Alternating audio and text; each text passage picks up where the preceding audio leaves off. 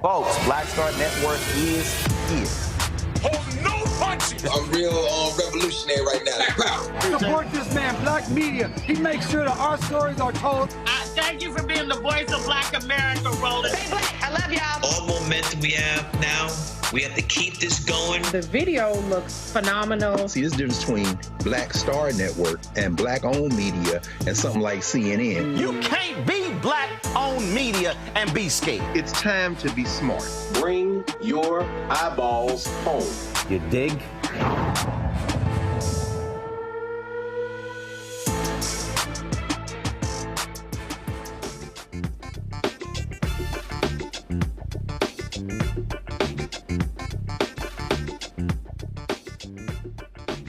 It's Wednesday, October 23rd, 2024. I'm Candace Kelly, sitting in for Roland. Here's what's coming up on Roland Martin Unfiltered, streaming live on the Black Star Network.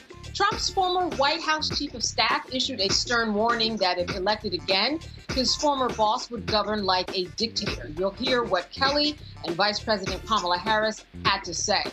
We'll also show you some of Harris's NBC interview. Now, meanwhile, Justice and Joy National Collaborative launched its Rapid Response Fund, which will award grants to Gen Z voters to get out the vote. We'll talk to one of the organizers. We'll also talk to a professor who participated in a report that found that nearly 4 million Americans will not be able to vote because of their felony convictions. And a judge gives Rudy Giuliani just 1 week to turn over his $5 million co-op apartment to Georgia election workers that he defamed. And the judge upholds the January 6th trespassing conviction of the first January 6th rioter who was removed from office under the Constitution's ban on insurrectionists. It's time to bring the funk on Roland Martin Unfiltered, streaming live on the Black Star Network. Let's go. He's got it. Whatever the miss, he's on it. Whatever it is, he's got the scoop, the fact, the find. And when it breaks, he's right on time and it's rolling. Best believe he's knowing. Putting it down from sports to news to politics. With entertainment just for kicks, he's rolling. It's on go, roll, roll, y'all. It's Roland Martin, yeah. Rolling with Roland now.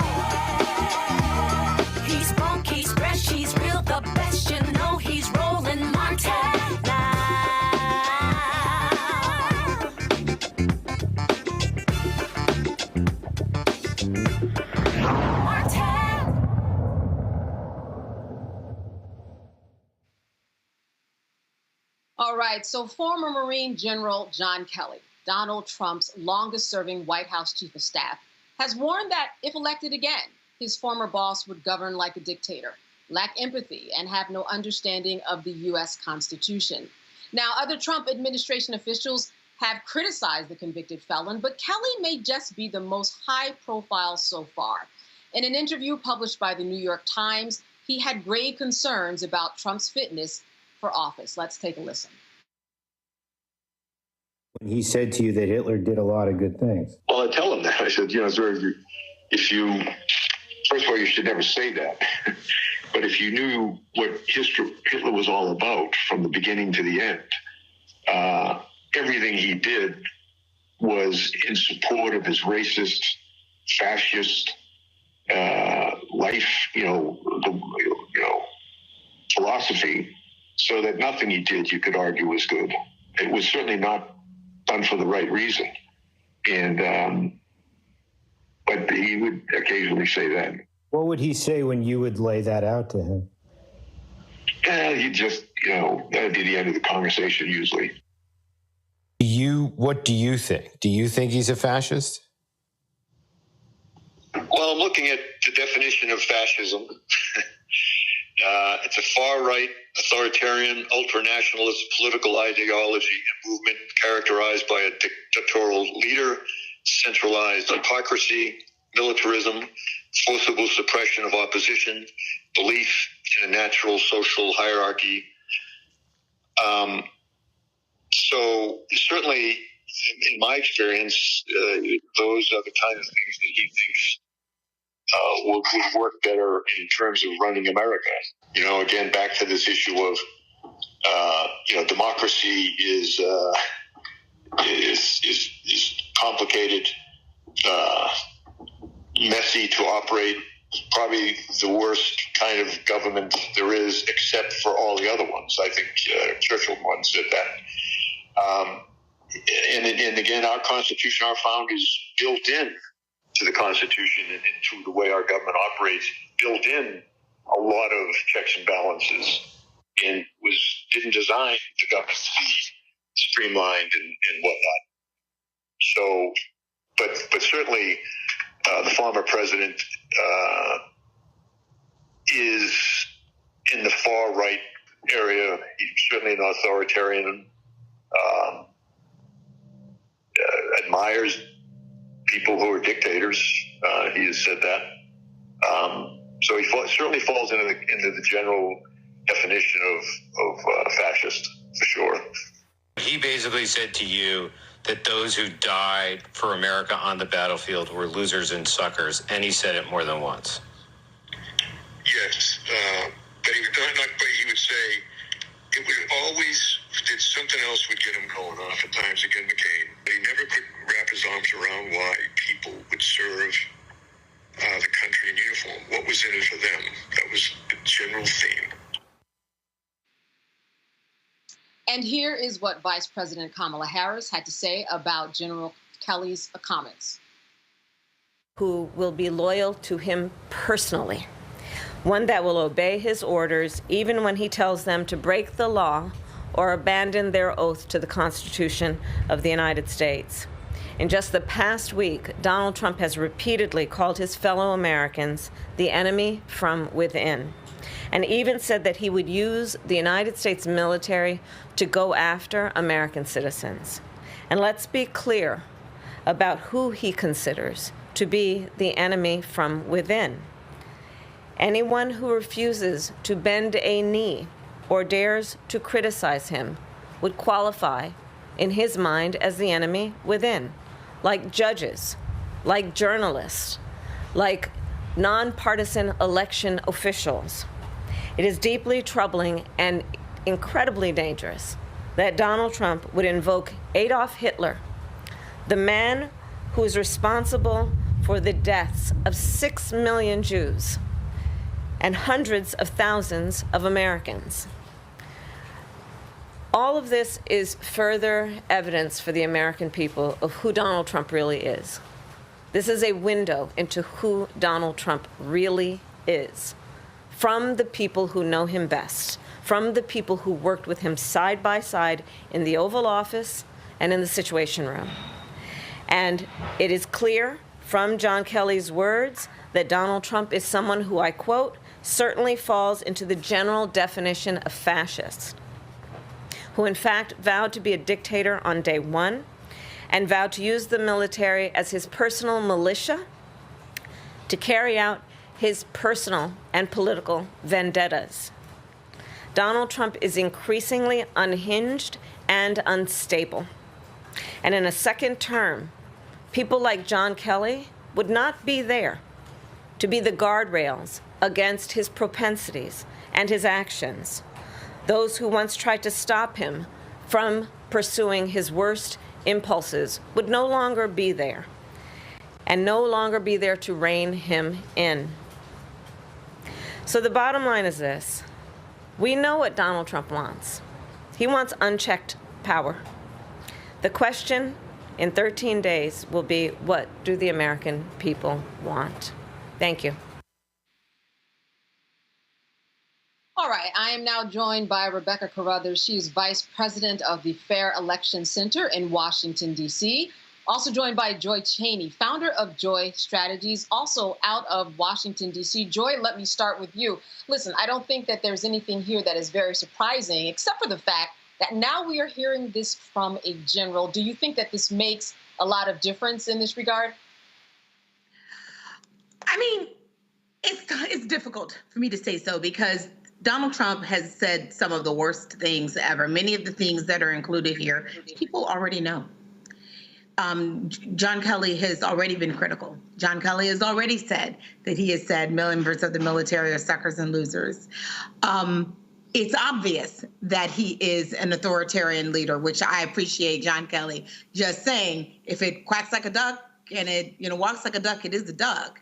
Donald Trump is an authoritarian, and he seems to have a fascination with authoritarian leaders. And there's a little bit of sociopathy there where he just doesn't understand that you can't, like, to honor and to exalt Hitler is a real problem for the world. He must know that. But there's some kind of distance between what a normal human would feel and what he would feel. It is dangerous to have this person in office. I hope that it makes a difference for Republican women who Liz Cheney is talking to, who I think John Kelly is talking to, Republican people, moderates. But if you're on the fence, that combined with Doms, why support Donald Trump? It doesn't matter what your husband's doing. It doesn't matter what you think you might get in some kind of tax package. You don't want someone who wants to undermine democracy and your freedoms at the same time. I think it should say something to, Black men who might be out there saying, the Democratic Party has disappointed me. I want to be a disruptor. Donald Trump is too high a price to pay to have an exercise in disruption. What he's advocating is the death of democracy. And Black men will be the first ones to be caught up in that. So I'm hoping that for people who are on the margins, they understand that this is not the kind of person we want. Yeah, and not only on the margin, Joy, but the people who are saying, you know what, I don't like the choice, so I'm just going to stay home and actually not vote. Rebecca, I want to turn it over to you. Do you think it makes a difference that this is the New York Times, that this does feel slightly more official? And yes, the general has said these things before, but now we're really close to the election. It looks like he's beginning to make his rounds in a more official capacity. Well, thanks for having me tonight. For those people who read or listen to, watch, consume the New York Times, for the most part, those people have already made up their minds, and some of those people have already voted. Right now, we need to think about those who feel like they have nothing to lose. They feel like neither party is talking to them. Those are the types of people that, are the ones that we should be compelling at this point and making sure that there is actually options on the ballot for people who feel like they have nothing to lose. There are a lot of people hurting in this country. And I would say, regardless of which party, the parties need to talk to those people who are hurting. Even though we know the economy is doing well, there are still people who are feeling their pennies being pinched, knowing that food prices have went up over the last decade. Fuel prices have went up. Housing prices have skyrocketed. So for the people who are hurting in this country, I don't know that a New York Times article is really speaking to them. And so I would encourage both campaigns. You have to talk to the people in the streets. Mm-hmm. And, Rebecca, I want to follow up with you. 20 years ago, you compared somebody to Hitler. That was a problem. People would have a serious problem with that. I think it's very interesting in the meantime that this is somebody who the general has said that Trump really wants to follow, wants loyalists and people under him who were like Hitler's loyalists. Though if people read history, we know that those loyalists were also often in cahoots to try to kill Hitler. So it seems like there's a real miss in terms of the understanding of history, as always. And certainly, perhaps we're immune to this whole idea of Hitler even becoming a part of the conversation. Do you see that as the case here, Rebecca? Well, in understanding the many steps to fascism and fascism regime, it requires, banning books. It requires misinformation. It requires intentional disinformation campaigns within a society. So when those elements are starting to happen, when you're seeing that broad swaths of media, whether it's Sinclair News or it's Elon Musk X, formerly known as Twitter, where you're seeing that these places where people go to get information is now being compromised by people with a set agenda, knowing that everyone has an agenda, but a set disinformation and or misinformation agenda, then people don't know, especially if they don't have books available where they can actually learn and research. Even when we see certain states where critical race theory, CRT is banned, DEI is banned. Well, basically, they're trying to ban elements of history. So we all know the adage, if you don't teach history, if you don't know history, then that population is doomed to repeat history. So as we look at what the march to fascism looks like, it also requires banning of critical information.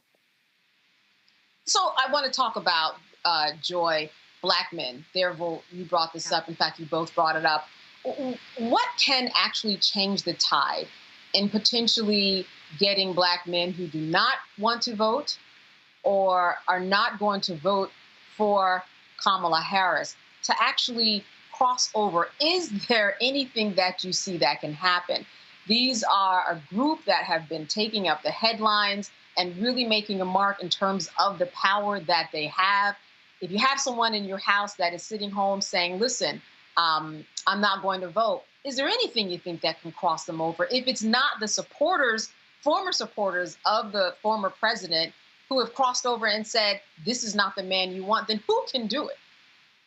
Well, first of all, let me just say, only on the Black Star Network and on Roland's show will I talk about Black men. When I do other things, I'm not going to do it anymore because I want to talk about white women. On those networks, I want to talk only about what white women are going to do to show up and vote and what we're going to do to convince them to come out. Sure. That said, on this network, to all the Black men listening, I hope that you are going in your barbershops, your churches, your friendship circles, your friendship chain group. Listen, we know that Donald Trump is not the answer for our community, for the nation, for the world. We know this. What John Kelly is saying today is just yet another example. This is not the time to make a point to the Democratic Party. This is the time to do that is after, right? We have our democracy.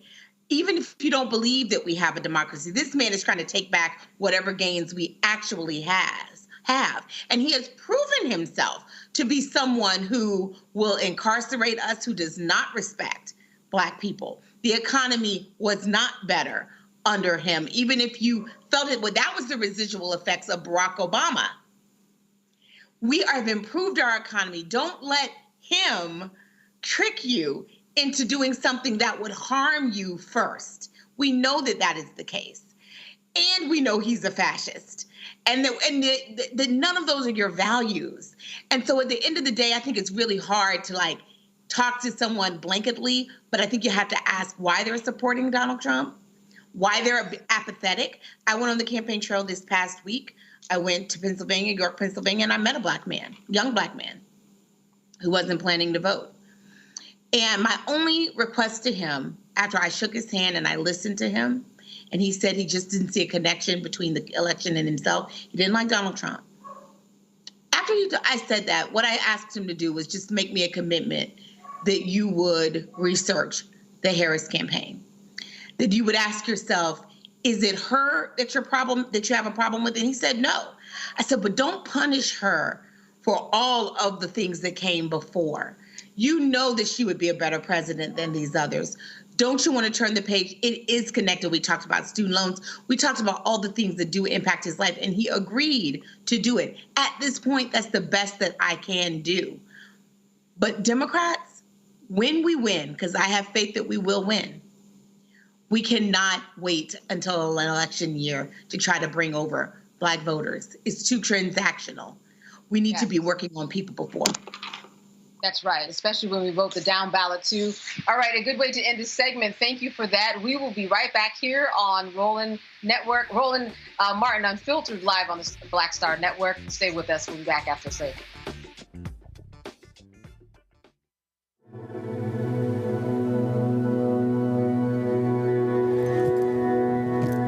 Her blanket.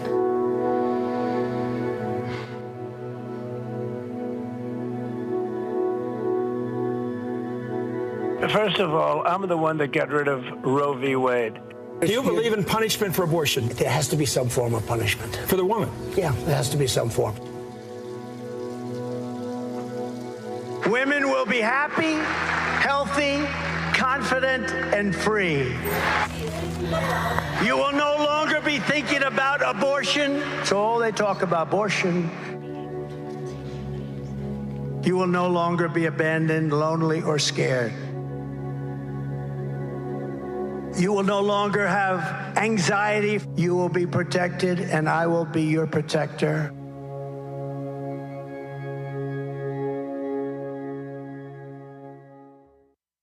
IVF is a miracle for us because it allowed us to have our family. After having my daughter, I wanted more children, but my embryo transfer was canceled 8 days before the procedure.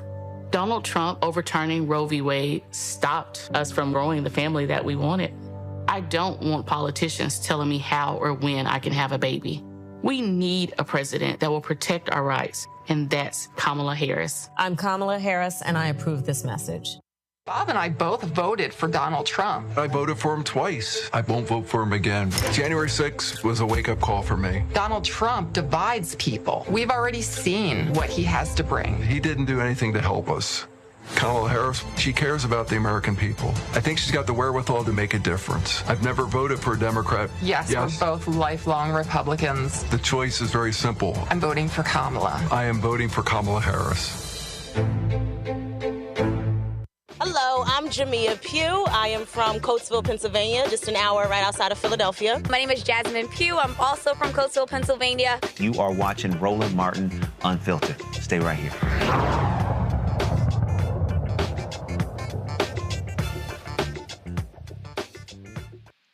Vice President Kamala Harris sat down with NBC's Hallie Jackson, who asked about the economy. Here's part of that interview. Thank you, Madam Vice President, for your time today. I'm glad to be with you. Thank you. For so many voters, we know that a huge issue for them is the economy. Right. It's the cost of living. Our new NBC News poll shows that more voters think that the Biden administration policies have hurt them rather than helped them. And I wonder, are the last 4 years an obstacle to you in this race? Here's how I look at it. First of all, let me be very clear. Mine will not be a continuation of the Biden administration. I bring my own experiences, my own ideas to it, and it has informed a number of my areas of focus, most of which are, on, to your point, lowering costs.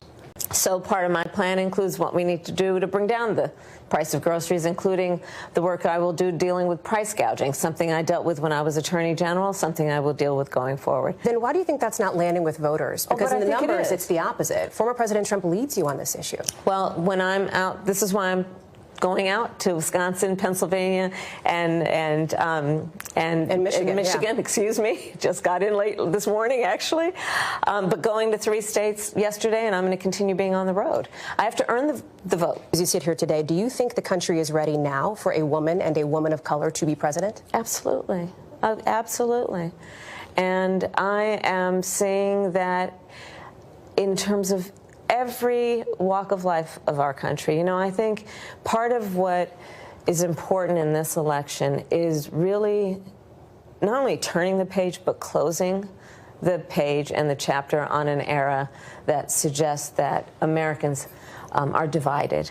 The vast majority of us have so much more in common than what separates us. And what the American people want in their president is a president for all Americans, which is the type and kind of president I pledge to be. You've been reluctant to lean into, to talk about the historic nature of your candidacy on the campaign trail. Why is that? Well, I'm clearly a woman. I don't need to point that out to anyone. The point that most people really care about is, can you do the job? And do you have a plan to actually focus on them? There is a big gender gap in this race. Fewer men support you right now than they did President Biden. Some of your allies have suggested there's sexism at play. I wonder, do you think there is sexism at play here? Let me just tell you something. You've come to my events, and you will see there are men and women at those events. So the experience that I am having is one in which it is clear that regardless of someone's gender, they want to know that their president has a plan to lower cost, that their president has a plan to secure America in the context of our position around the world. Do you not see sexism as a factor in this race at all? I don't think of it that way. My challenge is the challenge of making sure I can talk with and listen to as many voters as possible and earn their vote. We traveled with the vice president to campaign events in Pennsylvania, Wisconsin, and Michigan. We're out here chatting with Vice President Kamala Harris as she is looking to win over moderate voters, Republicans, undecideds in this key battleground state. We're off to the next one. Wisconsin is next, including events with former Republican Congresswoman Liz Cheney. You're out here trying to reach women, trying to reach moderate Republicans. We are just 2 weeks out from the election. Yes. If they're still undecided, it means something about your message hasn't connected with them yet. What is it?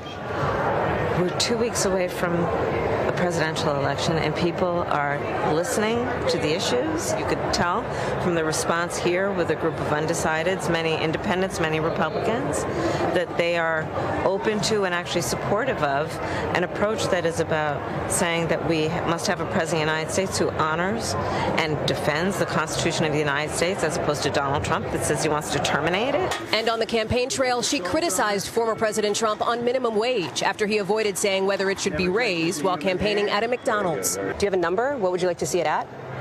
Well, at least $15 an hour, but we'll work with Congress, right? That's something that is going through Congress. And we also asked her about Trump supporter billionaire Elon Musk campaigning in Pennsylvania with his $1 million offer to a random registered voter if they've signed his petition in favor of free speech and the right to bear arms. Do you worry that it could be effective, his support for former President Trump in that key battleground? Listen, I'm not about doing it gimmicks and all of that. I think that what we have to do and what I'm going to continue to do is to be out in communities. We also asked about abortion rights if Congress were to be controlled by Republicans. So is a question of pragmatism then, what concessions would be on the table? Religious exemptions, for example, is that something that you would consider? I don't think we should be making concessions when we're talking about a fundamental freedom to make decisions about your own body. We are sitting here 2 weeks away from election night. Last election, the former president came out on election night and declared victory before all the votes were counted. What is your plan if he does that again in 2 weeks? Well, let me say this. We've got 2 weeks to go. And I'm very much grounded in the present in terms of the task at hand. And we will deal with election night and the days after as they come. And we have the resources and the expertise and the focus on that as well. So you have teams ready to go? Is that what you're saying? Are you thinking about that as a possibility? Of course. This is a person, Donald Trump, who tried to undo a free and fair election, who still denies the will of the people, who incited a violent mob to attack the United States Capitol, and 140 law enforcement officers were attacked. Would you consider, if you win and he's convicted, a pardon for former President Trump? I'm not going to get into those hypotheticals. I'm focused on the next 14 days. But do you believe, is there any part of you that subscribes to the argument that has been made in the past that a pardon could help bring America together, could help unify the country and move on? Let me tell you what's going to help us move on. I get elected president of the United States. And tonight at 9 p.m. Eastern Standard Time, Vice President Harris will participate in a town hall on CNN with Anderson Cooper moderating in Delaware County, Pennsylvania. And finally, on Tuesday, Vice President Kamala Harris will give a speech on the National Mall. Let me talk to you about this for a moment, Rebecca. I think one of the things that really stood out was her response to what happens if Donald Trump says, you know what, I know that you might have won and the votes are in, but I'm going to do what I did before. I'm the winner here. She wasn't very specific about the plan, but I would imagine they certainly have a plan in mind because that could happen. Well, I'm still waiting to hear the former president say that President Joe Biden won. So I don't think that he's actually going to acknowledge what does or doesn't happen on election night. I think he's going to be banana pants the way he has indicated already, and that he doesn't actually believe in free and fair elections. He's not the most pro-democracy person. That said, there are national groups like my group, Fair Election Center. We're a C3 nonpartisan organization. We're keeping our eye out on different hot spots across the country. There are other groups on the nonpartisan side that's interested in upholding democracy that want to make sure that the votes do get certified, that those folks who are eligible to vote, who do cast their ballots, that their ballots are counted. And I do expect for that to happen in 2024 like it's done the previous years. All right. Joy, what do you think in terms of her interview? The biggest takeaway, she was given a lot of questions. Some might say it might have even gotten a little bit contentious. What was your takeaway from that interview? Well, I didn't think it was contentious, but I do think that she is very clear-eyed about what's at stake, what needs to be done in the next 2 weeks, and not getting distracted. Because the fact of the matter is, right now it's about turnout. And it's about convincing those swing voters, those disaffected voters who might be deciding to stay home. This is not about convincing someone who is a diehard Trumper. They're not coming along. So right now we have to focus where we need votes, where it's close, where the margins are tight. That's our focus now. What happens afterwards, whether Donald Trump seeks to steal the election or not, that right now is probably not a good use of time. Like Rebecca said, there are organizations. I'm actually on the board of her organization, but also there is the Election Protection Hotline run by the Lawyers Committee on Civil and Human Rights and other legal organizations. If you are a lawyer and you are interested in democracy and making sure that we're safeguarding the election, definitely sign up for that. Look for election protection. But for everyone else, our focus right now is on saying this is what Kamala Harris and her focus is on. This is what I and Tim Walz will be doing for you. This is why you don't want to throw your vote away by staying at home. And you certainly don't want to do a protest vote in favor of Donald Trump. That's where we're focused right now in the states that matter. Rebecca, let me ask you this, and I also want to wrap with you, Joy, on the same question. Do you think it's fair that she's still being asked questions about being a woman? I felt her exhaustion. I'm a woman. We see that. Next, do you think that, though, is still a part of the conversation that should be had? Go ahead, Rebecca. I'll wrap up.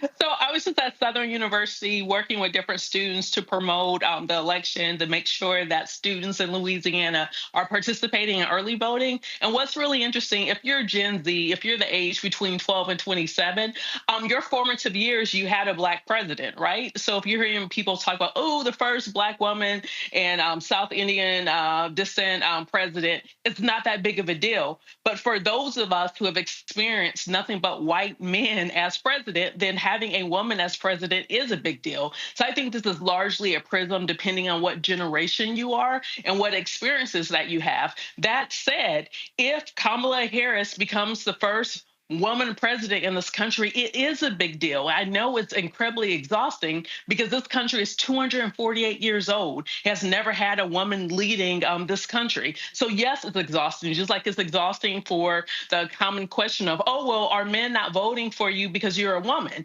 You know, we talked about this earlier with black men, and I think it's unfair that the narrative is, why aren't black men supporting Kamala Harris? When we know about at least 80 to 85% of black men who vote this election cycle will be casting a ballot for Kamala Harris. But we know 75 to 80% of white men who vote this cycle will not be voting for Kamala Harris. So why don't we ask questions of the specific men who overwhelmingly probably aren't going to vote for Kamala Harris?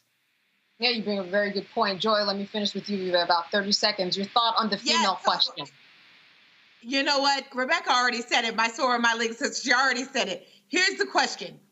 Not just white men, not just white women, there are also other groups in this country. There are other groups that we are so close margins. We need everyone. So the question is, why would anyone support someone who is endorsing Hitler? Okay? By the account of people who worked for him. These are his friends. This is his White House chief of staff who is saying this is who he is. His own vice president won't be associated with him. These are the former vice president of the Republican Party won't be associated with him and has come out against him in favor of a Democrat. Y'all, this is unprecedented. Don't be a fool. But it's not just black men. I think that's what Rebecca and I are saying. Sure. It's anyone, no one who is sane, no one who cares about this country at all, or just even cares about themselves, should be voting for Donald Trump. We ought to have a landslide for Kamala Harris and Tim Walz. All right. Of course, Joy and Rebecca breaking it down. You are watching Roland Martin Unfiltered live on the Black Star Network. We'll be back after a break. Stay with us. In 2016, Donald Trump said he would choose only the best people to work in his White House. Now those people have a warning for America. Trump is not fit to be president again. Here's his vice president. Anyone who puts themselves over the Constitution should never be president of the United States. It should come as no surprise that I will not be endorsing Donald Trump this year. His defense secretary. Do you think Trump can be trusted with the nation's secrets ever again? No. I mean, it's just irresponsible action that places our service members at risk, places our nation's security at risk. His national security advisor. Donald Trump will cause a lot of damage. The only thing he cares about is Donald Trump. And the nation's highest-ranking military officer. We don't take an oath to a king or a queen or to a tyrant or a dictator. And we don't take an oath to a wannabe dictator. Take it from the people who knew him best. Donald Trump is a danger to our troops and our democracy. We can't let him lead our country again. I'm Kamala Harris, and I approve this message.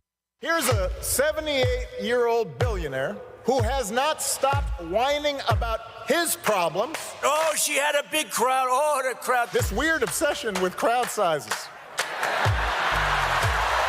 just goes on and on and on.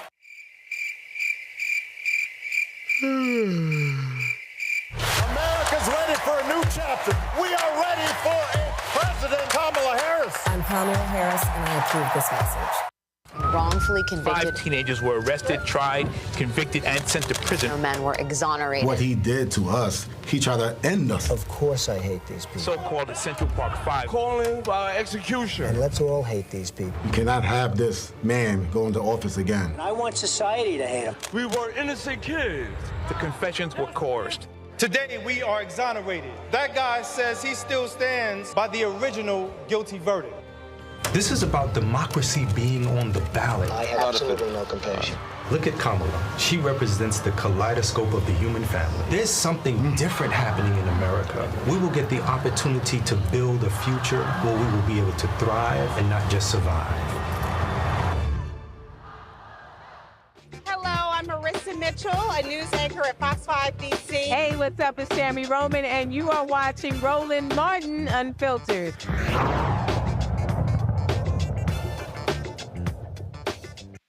40.8 million members of Gen Z will be eligible to vote in the presidential election. These young people have tremendous potential to influence the upcoming election. This is why the Justice and Joy National Collaborative says it launched a rapid response fund to mobilize young voters ahead of Election Day. Microgrants, $50 to $500, will be awarded to young people of color under the age of 30. To organize and host Get Out the Vote activities in person and digitally across the nation, I'm joined now by Aisha Khan. She's a senior director at Justice and Joy National Collaborative. She joins us from Dallas, Texas. Thank you so much for being with us, Aisha. Thank you. Glad to be here. Yes, indeed. Now, let's talk about these initiatives that people are probably lining up for. I understand that last year you gave out $820,000. How did this come about in terms of these micro grants, and how has it been working out so far in terms of getting out the vote? Yeah, thank you.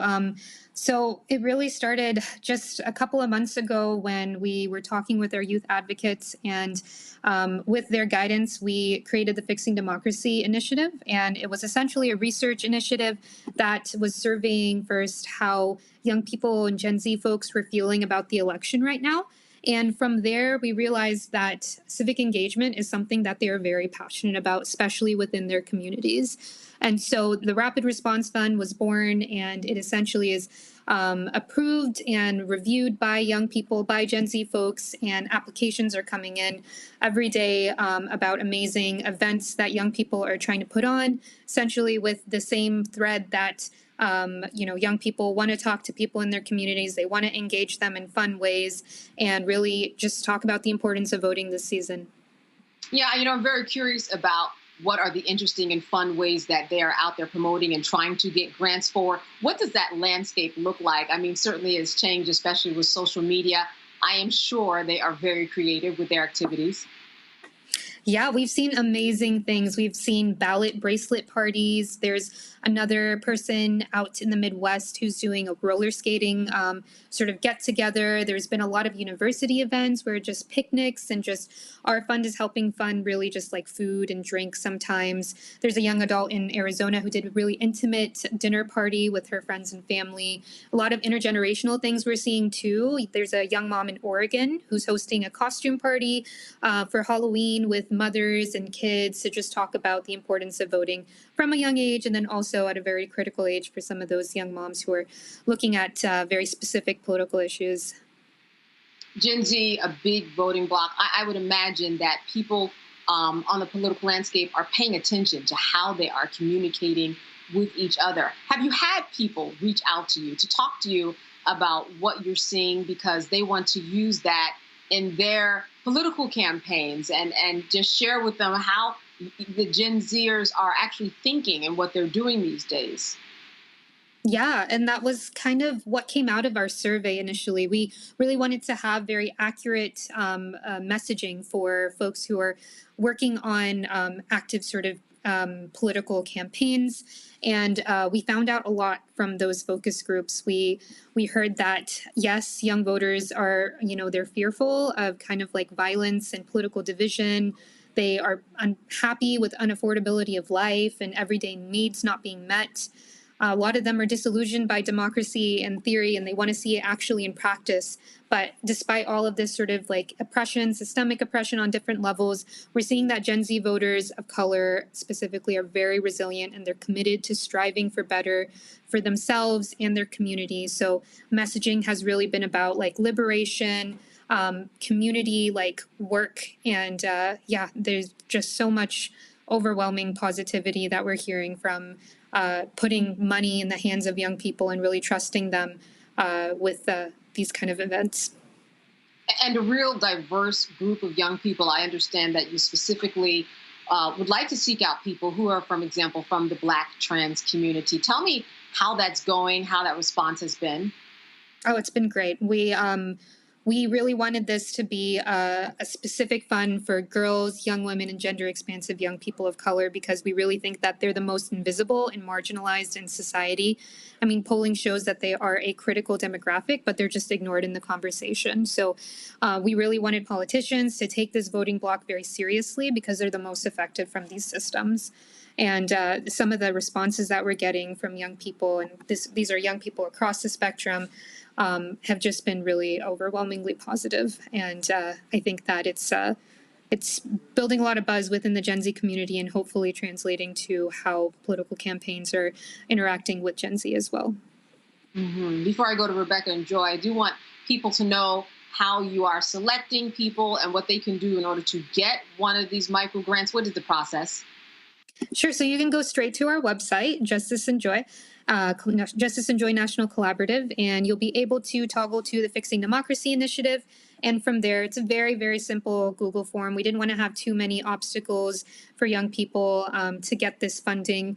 There are a couple of different levels of funding. They go as low as 50 to 500.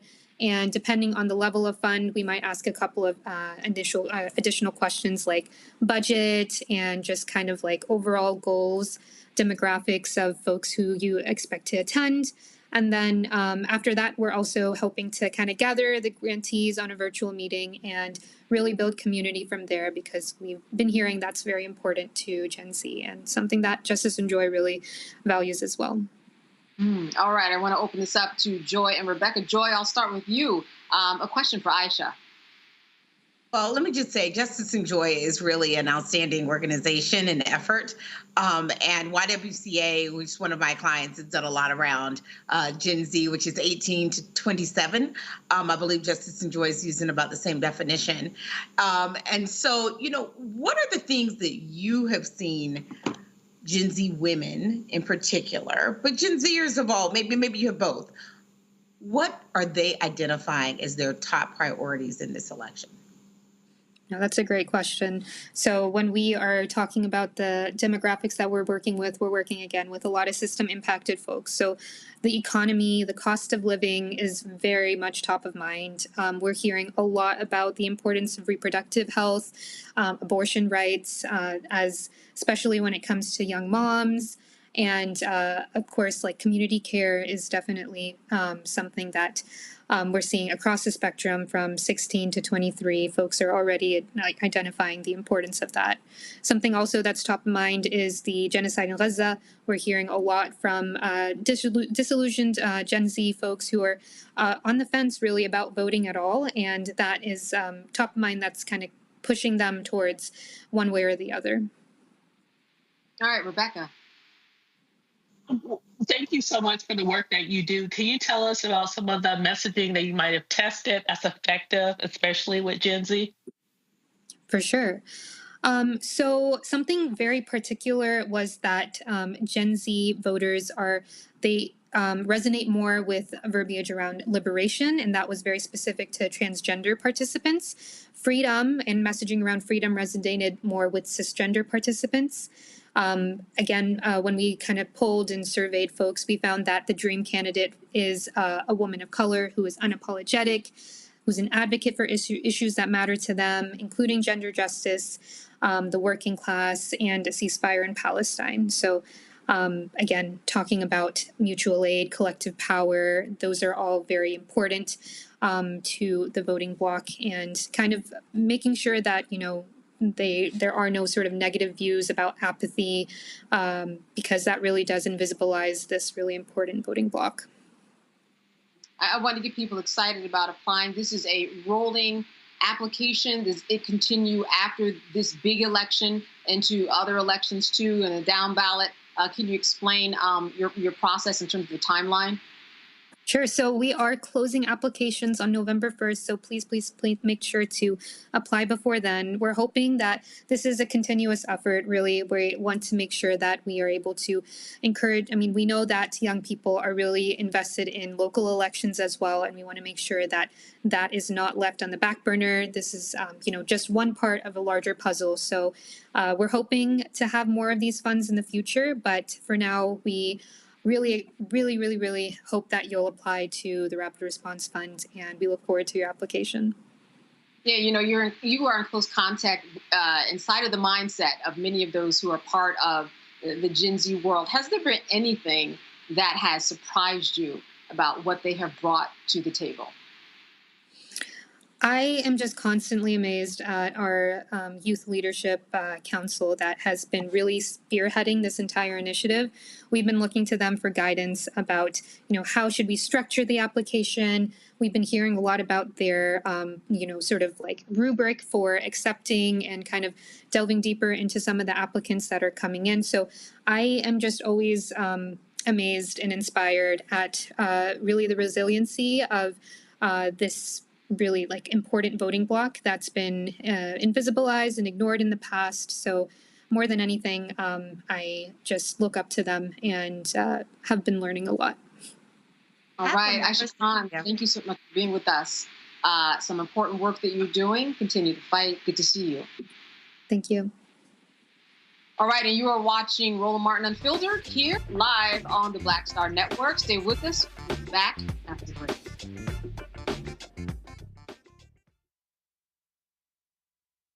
Jill Stein, Green Party candidate for president. So why are Trump's close allies helping her?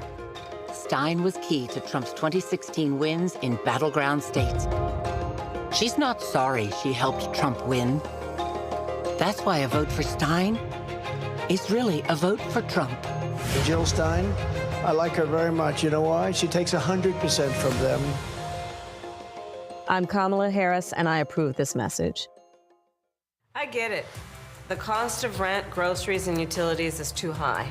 So here's what we're going to do about it. We will lower housing costs by building more homes and crack down on landlords who are charging too much. We will lower your food and grocery bills by going after price gougers who are keeping the cost of everyday goods too high. I'm Kamala Harris, and I approve this message because you work hard for your paycheck. You should get to keep more of it. As president, I'll make that my top priority. It's really rich for Democratic leaders to say that Donald Trump is a unique threat to democracy when he peacefully gave over power. He is still saying he didn't lose the election. I would just ask that. Did he lose the 2020 election? Tim, I'm focused on the future. That is a damning non-answer.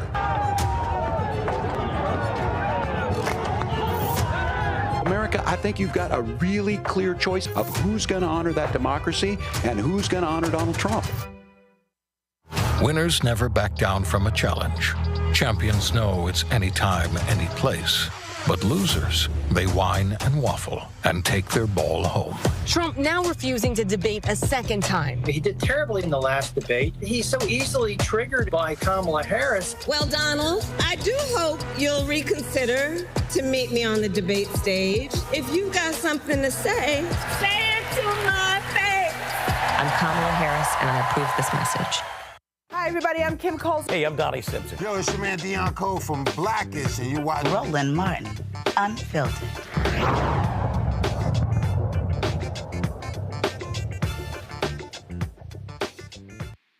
The Justice Department warned Elon Musk's America PAC that his $1 million sweepstakes to registered voters in swing states may violate federal law.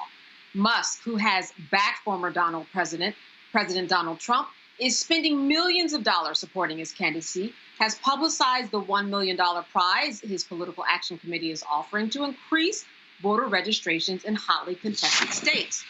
Musk's initial promise to pay prizes to registered voters immediately raised concerns from election law experts and some state officials. Federal law bars paying people to register to vote. The petition's language currently promises $1 million prizes to people chosen randomly for signing a petition supporting First and Second Amendment freedoms. But to sign the petition, you must be registered to vote in specific states. Joy, what are your thoughts about this and whether or not this actually violates federal law? It obviously violates federal law. This is obviously inappropriate. This is obviously worse than that, particularly illegal. It was right for the Justice Department to jump in. It's why elections matter. It's not just the person in the top job. It's all of the other people who are in the jobs. No one had to tell the Justice Department to do that. It's plainly illegal. And it's also a warning to other people, right? Don't do this. What Elon Musk does might have reverberations elsewhere, and we want to make sure we cut that off at the pass. And here's the thing. If he wants to pay people to vote. I mean, many people can take advantage of that.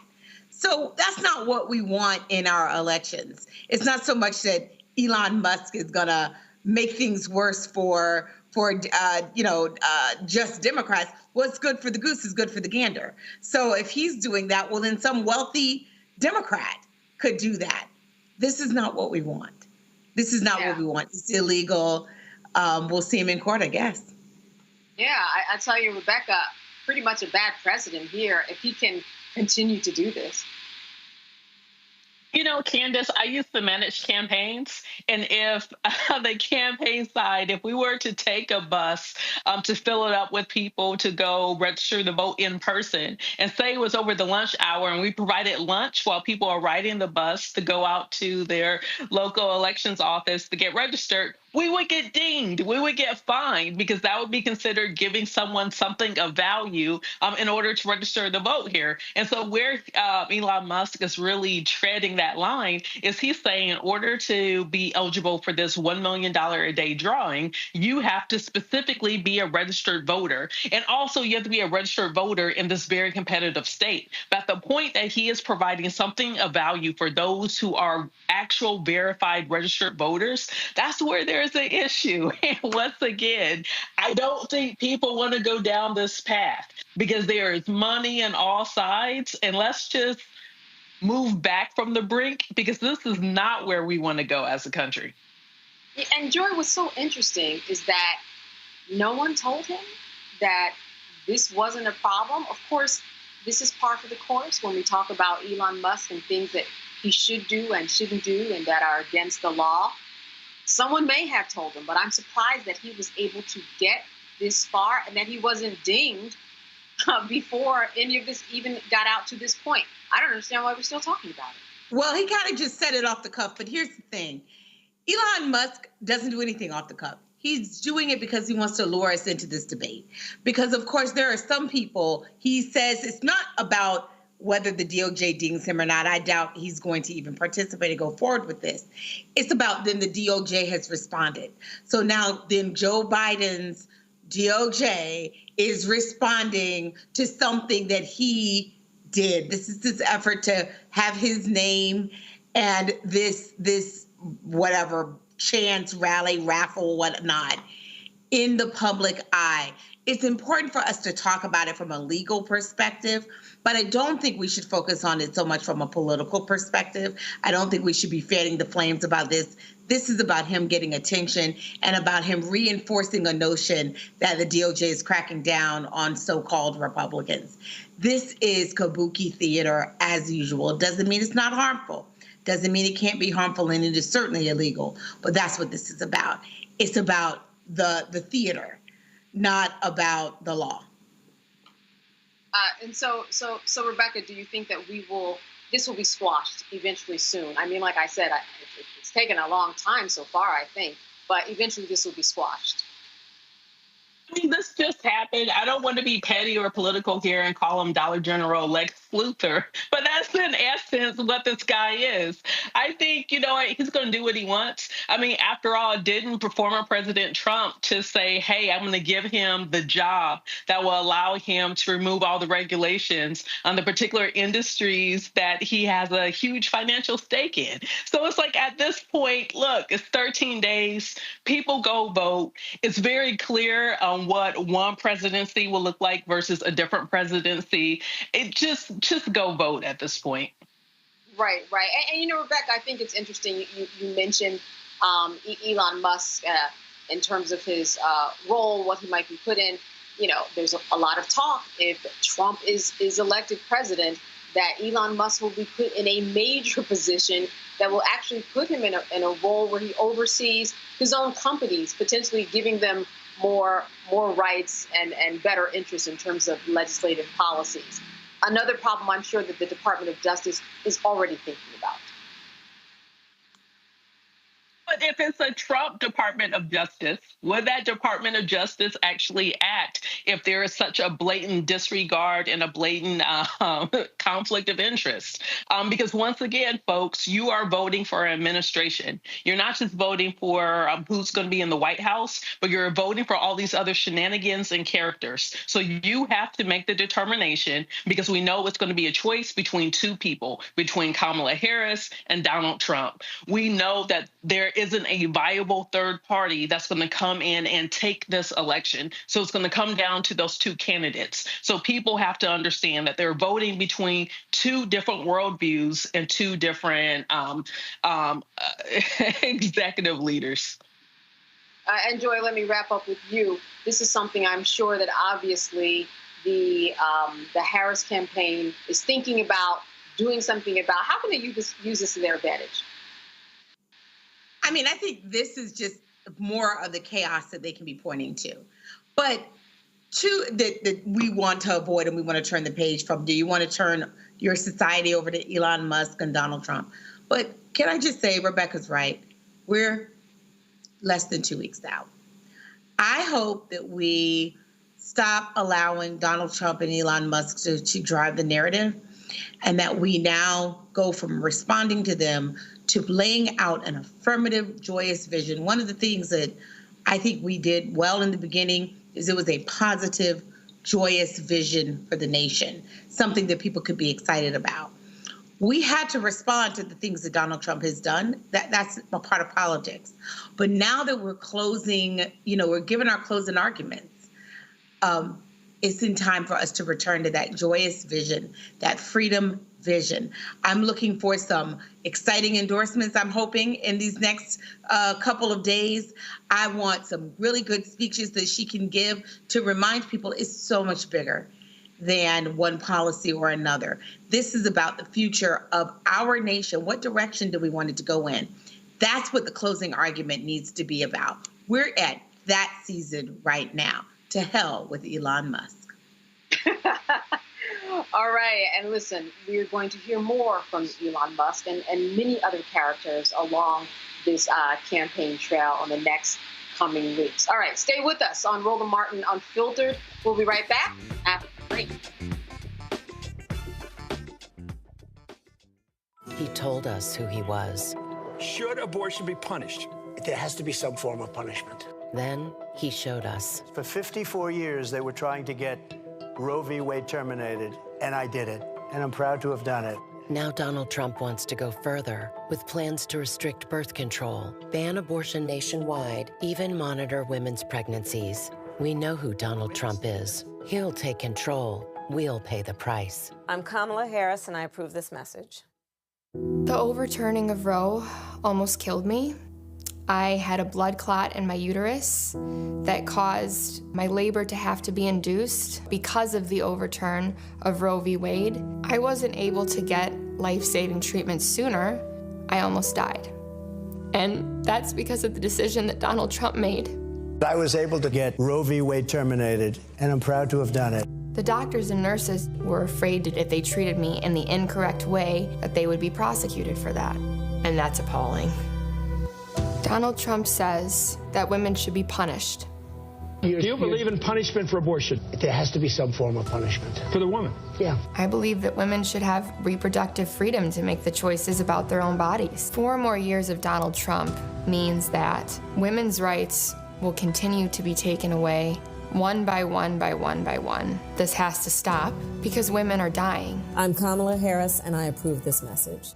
Disastrous, alarming, a plan that shreds American values. That's what independent news sources and conservatives are saying about a proposal from right-wing extremists called Project 2025. It would threaten hundreds of thousands of jobs created by the Clean Energy Plan, give massive tax breaks to big oil, and roll back protections that keep corporations from poisoning our water with toxic chemicals.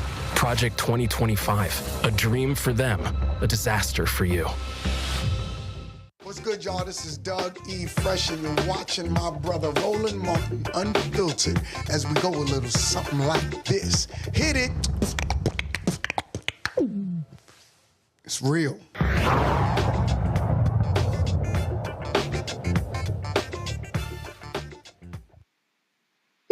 felony convictions in 48 states are banned from voting. Due to these laws, an estimated 4 million people, representing 1.7% of the voting age population, are ineligible to vote this year.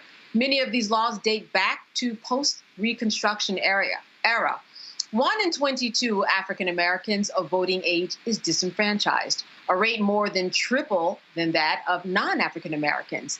7 out of 10 people disenfranchised are living in their communities, having fully completed their sentences and remain supervised while on felony probation or parole. And more than 1 in 10 African American adults is disenfranchised in 5 states: Arizona, Florida, Kentucky, South Dakota, and Tennessee.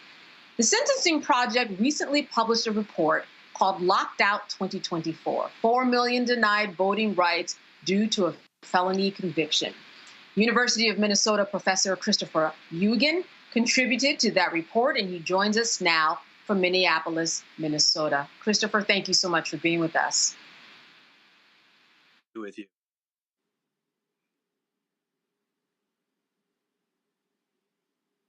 Here, Christopher, you there? Yes.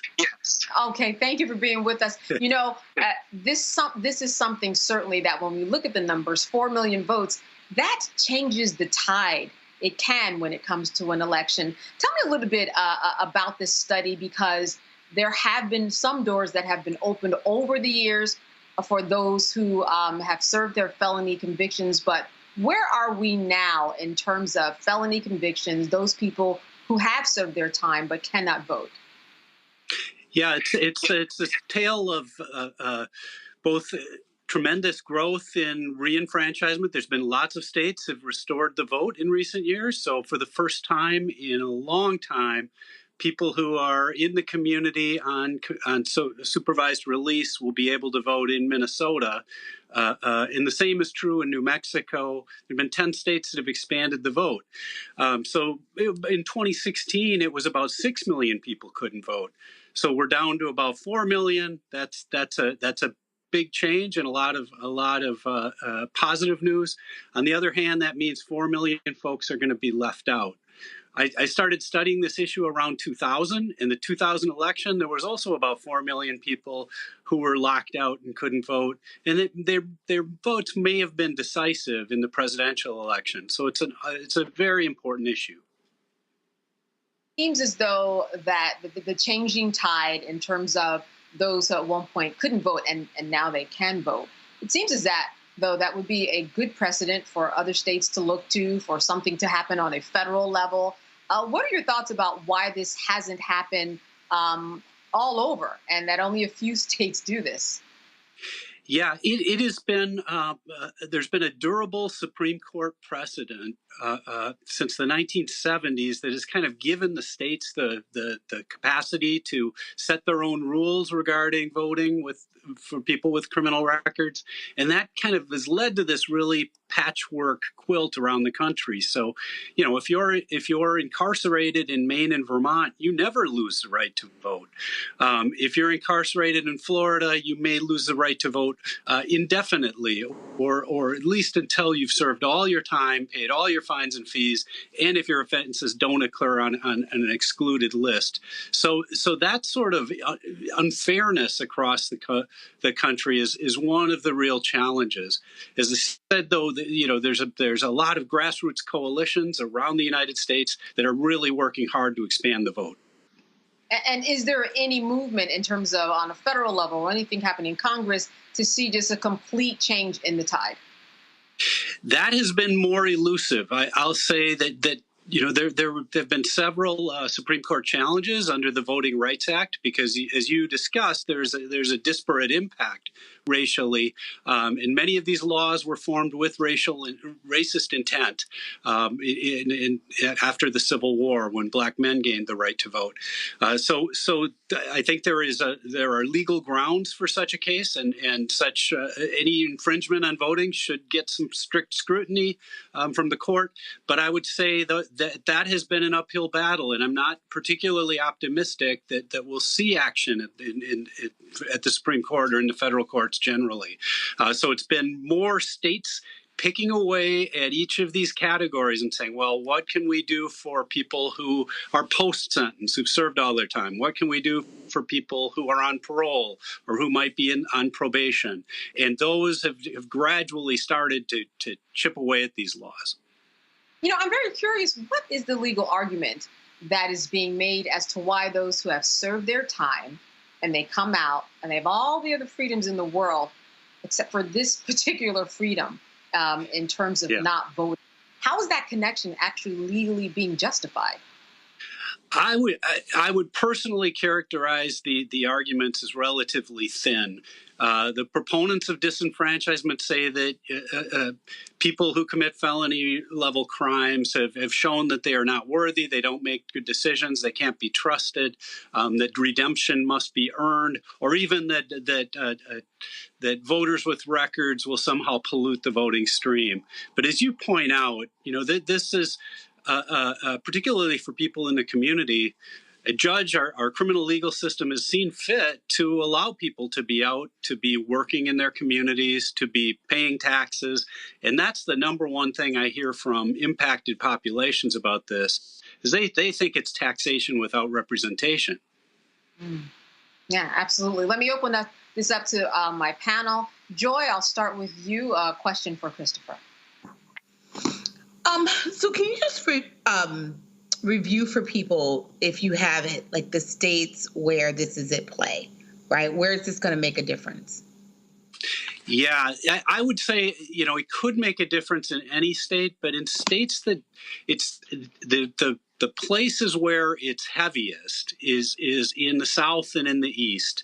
And that's clear in our report. So states like Tennessee, Alabama and Mississippi to some extent, Georgia, in states that disenfranchise beyond the period of sentence, that's where it really has an impact. Because, if I were arrested and convicted in 1980, my record could still be preventing me from voting. And so those states I would say are particularly we have particularly high rates of disenfranchisement. Yeah, let me ask a follow-up. So sure. One of the things I know, though, is that sometimes we assume that you can't vote if you are in jail. There's a lot of misconception about whether it's felonies aside. I know you focus on felonies. Where can people get information to sort of figure out exactly what the rules are in their state? Because there's some places where you can have misdemeanors, you can have arrests. As long as you're not physically in jail, you are okay. So explain some of that to us. That's correct. And I think sometimes there are even deliberate suppression efforts that say, oh, if you have a felony, you can't vote. In all but 10 states, the right to vote is restored to people upon completion of their sentence. You can always go to your Secretary of State's office and the Secretary of State's website to find out some of this basic information. The Sentencing Project report, I think, is a good guide. So if you go to sentencingproject.org, you'll see that kind of prominently featured. But it can really depend. I would say, know your supervision date and know if, in about 25 states, it's kind of a system where only those who are currently incarcerated for a felony level crime, and that's typically in a state penitentiary, are unable to vote. People in jails who are either convicted of misdemeanors or are awaiting trial are generally eligible. It's often a challenge to get registered, et cetera, but often retain the legal right to vote. I'd say the Secretary of State's office is a good general guide. But emailing the Sentencing Project or one of the members of our author team, we'd be happy to help folks out too. Yeah, quite a bit of information. I'm not sure if we pulled up our graphic, the states and their felony disenfranchisement restrictions. We have a full screen of that as I go to Rebecca and ask her to ask you a question, Christopher. Sure. Hey, Christopher, thank you so much for the report. Nicole Porter at Sentencing Project shared it with me the other week. I'm glad to see that you all have shown that it's down to 4 million, which is 4 million too many, but that's down compared to the previous presidential cycle. I have so many comments and questions, but I want to limit it to one thing because my organization does voter restoration litigation. And we're in Kentucky, we're in Virginia around the arbitrary voting rights restoration. But I have a Florida question for you. Many of our viewers are familiar with that amendment that passed in 2018, which provided, I think it was 1.4 million returning citizens, those who are convicted of felonies, to actually get their voting rights restored. But then the Florida legislature said, not too fast.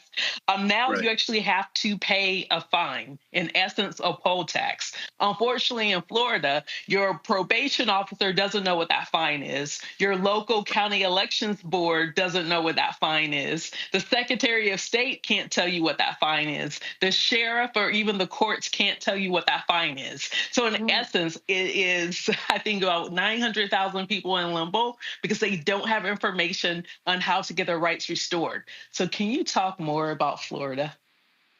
Yeah, that we've been thinking about a lot about Florida for many years. You know, it is a challenge, and Desmond Meade, the great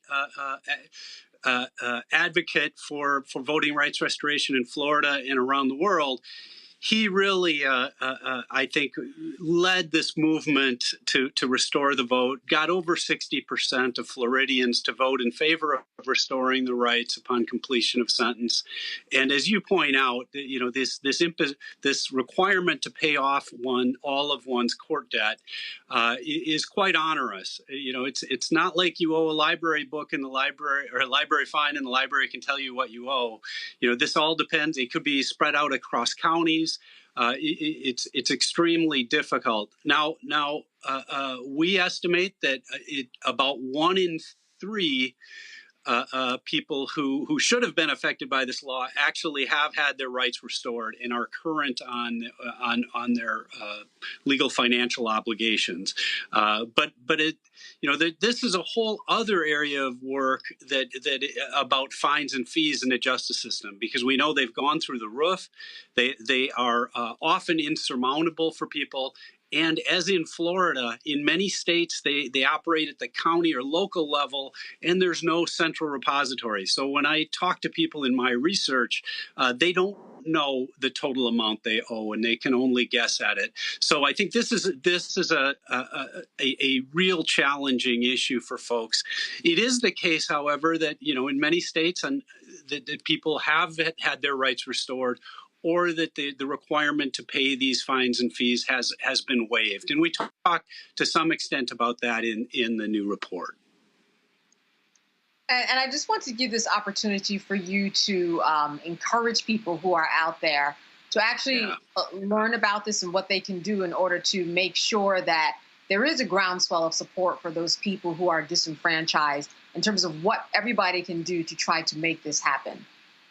There is, and I think it's important to point out, too, just how weird the United States is in disenfranchising people, especially beyond prison. You know, in the rest of the world, the whole fulcrum of debate is about whether people in prison should be able to vote or hold office. In the United States, we're applying these permanent disenfranchisement to large numbers, to millions of people. You know, for the first time this year, we have state-by-state numbers of the women affected specifically and the men affected. And over 90% of the women who are disenfranchised are in their communities, working, raising families, being active in other ways. So the United States is a real outlier on this issue, as on so many others, and the time for reform is now. All right, Christopher Eugen, thank you so much for being with us tonight. Great information that I'm sure people will be sharing. Thank you for making us aware. Thank you so much. All right, you are watching Roland Martin Unfiltered here on the Black Star Network. Stay with us. Jill Stein, Green Party candidate for president. So why are Trump's close allies helping her? Stein was key to Trump's 2016 wins in battleground states. She's not sorry she helped Trump win. That's why a vote for Stein is really a vote for Trump. Jill Stein, I like her very much. You know why? She takes 100% from them I'm Kamala Harris, and I approve this message.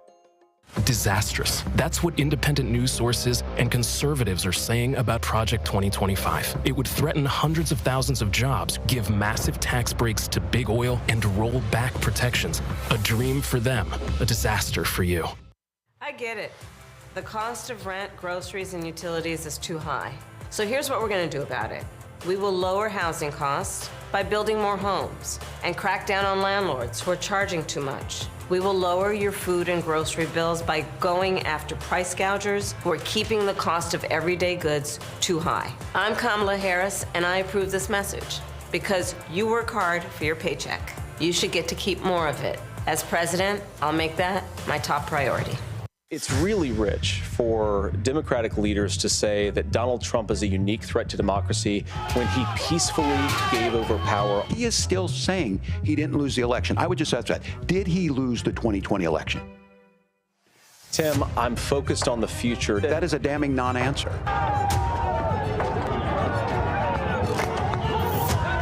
America, I think you've got a really clear choice of who's going to honor that democracy and who's going to honor Donald Trump. Hey, yo, what's up? This is Mr. Dalvin right here. What's up? This is KC. Sitting here representing the JODECI, that's Jodeci, right here on Roland Martin Unfiltered.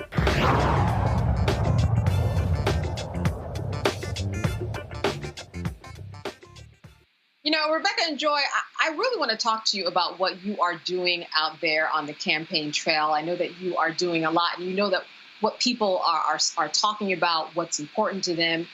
You're talking to a lot of people that a lot of us don't have access to. Let me start with you, Rebecca. What are you seeing out there on the campaign trail and hearing from people that you think it's important for this audience to know about, because you are on the ground and you're familiar with so much more than many of us are when it comes to what's happening in the world of politics and how people are voting?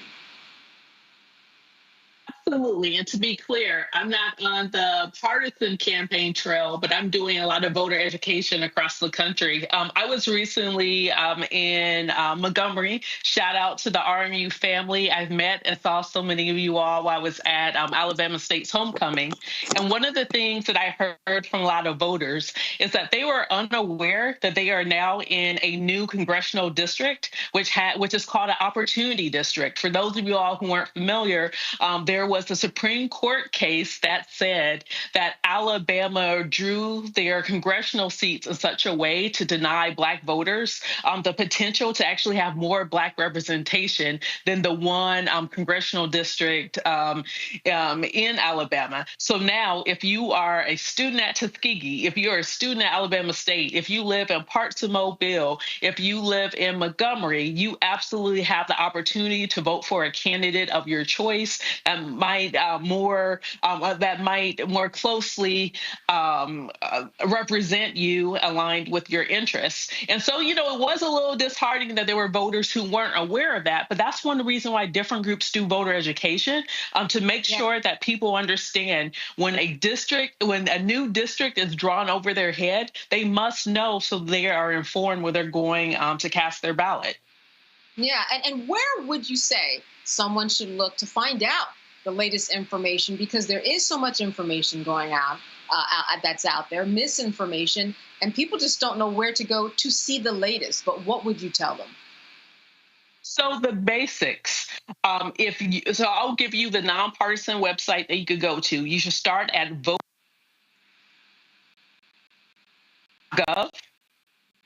Okay, you know, at vote.gov. Can you say that again? I lost you for a moment. Sure. So one of the most important things you can do is to go to vote.gov. It's a nonpartisan website, and actually double check your registration. See when you have the opportunity to vote, whether it's in person or if you can still request a ballot by mail and vote, or if you need to wait until election day in order to vote. So that's the first thing that you should do. The second thing is, once you verify that you are registered to vote, I need people to look up their sample ballot. And they could go to their Secretary of State, or they could go to their local county board of elections.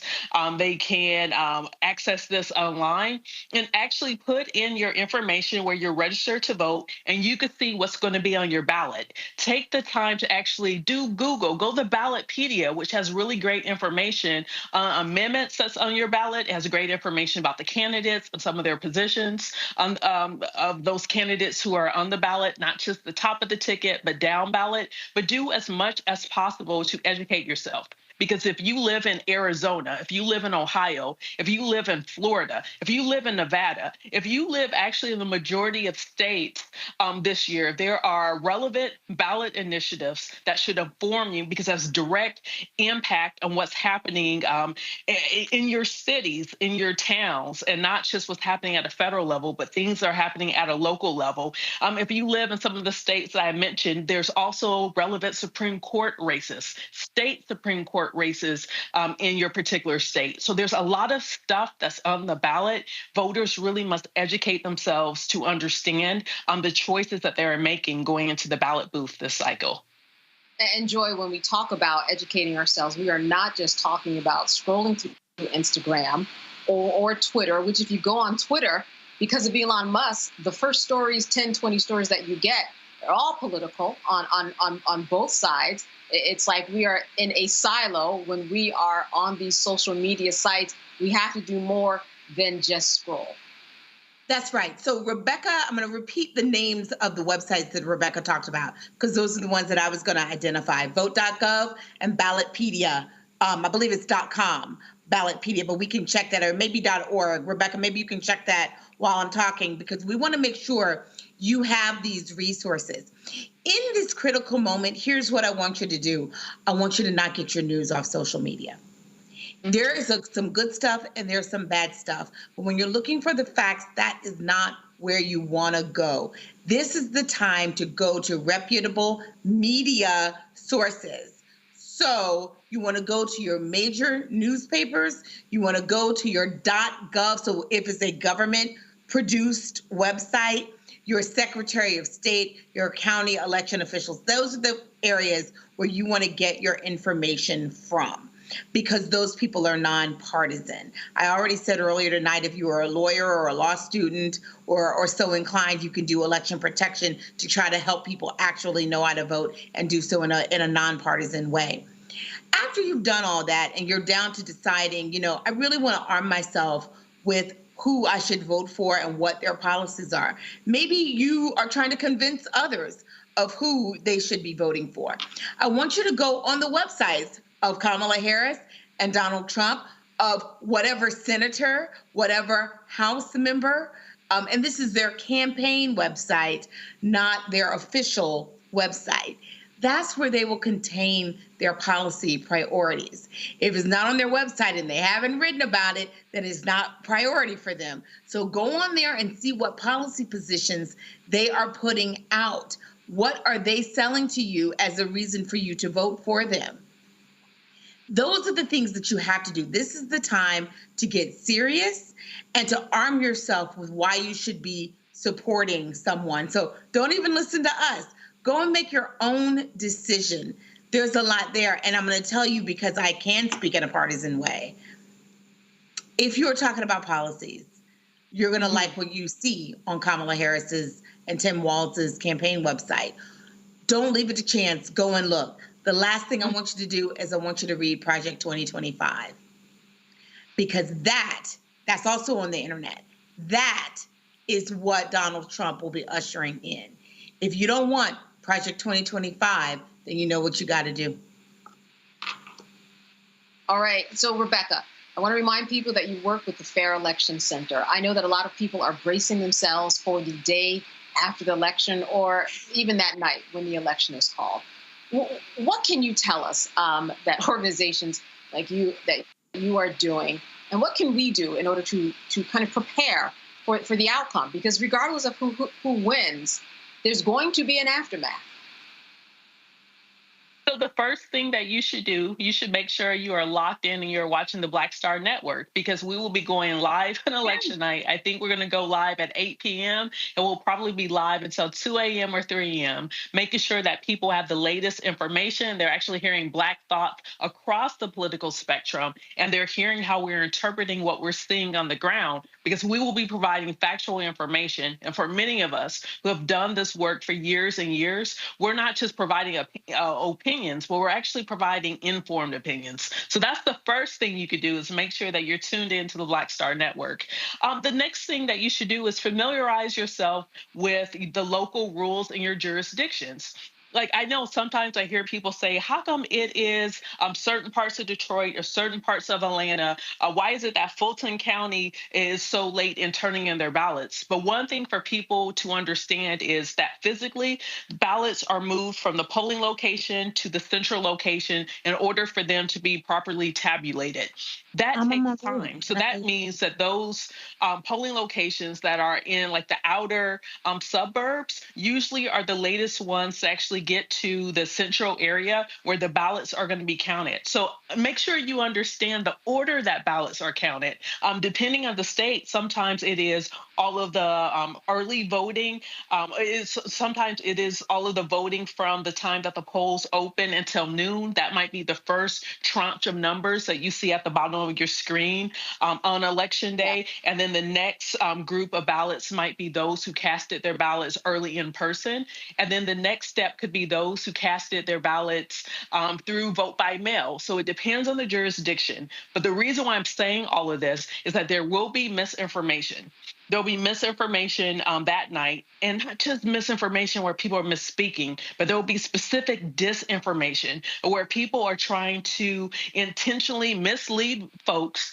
And we know that Black folks are being targeted on different social media platforms to inject a sense of fear, to inject a sense of confusion. So the best thing that people can do as we're going into election night is to arm yourself with information so you understand the mechanics of how ballots are being counted, because it's not it's not a mystery. There's literally laws that there's different statutes in each state that tells you, hey, this is how ballots are going to be counted. This is how many days after election day that it takes for ballots to be certified. All of this information is already there, so familiarize yourself with it so you understand what you're viewing in real time on election night. Absolutely. You know, we are all becoming really so informed just about the process of voting in these last election cycles. There has been some good that has come out of this. I think that we are a more informed society. We care more.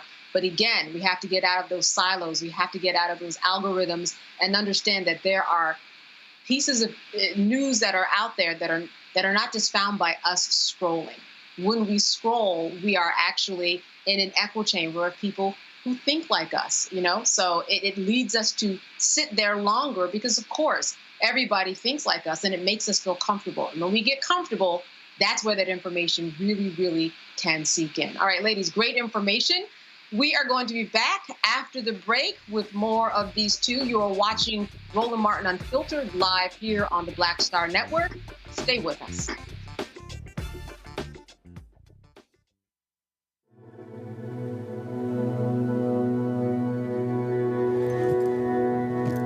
Her blanket.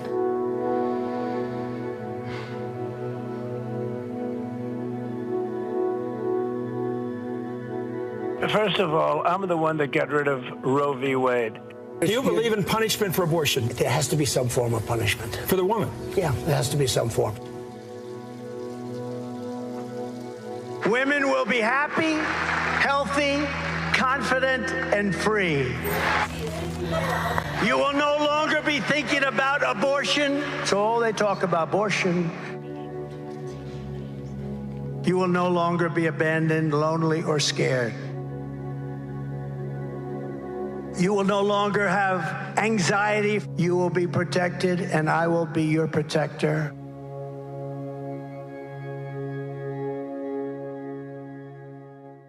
Bob and I both voted for Donald Trump. I voted for him twice. I won't vote for him again. January 6th was a wake-up call for me. Donald Trump divides people. We've already seen what he has to bring. He didn't do anything to help us.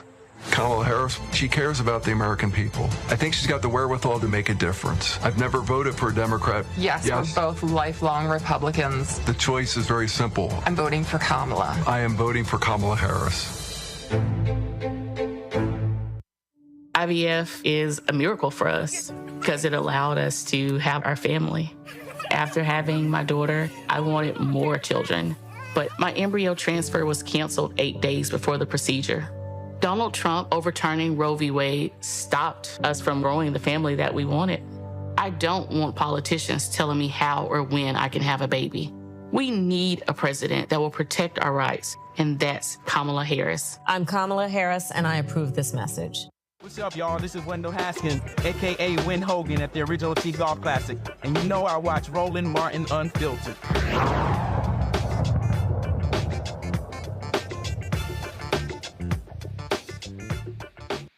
All right, it is all coming down on former New York Mayor Rudy Giuliani. He has less than a week to surrender his Manhattan penthouse and other valuable possessions to 2 Georgia election workers in a defamation case that cost him $145 million in a civil judgment.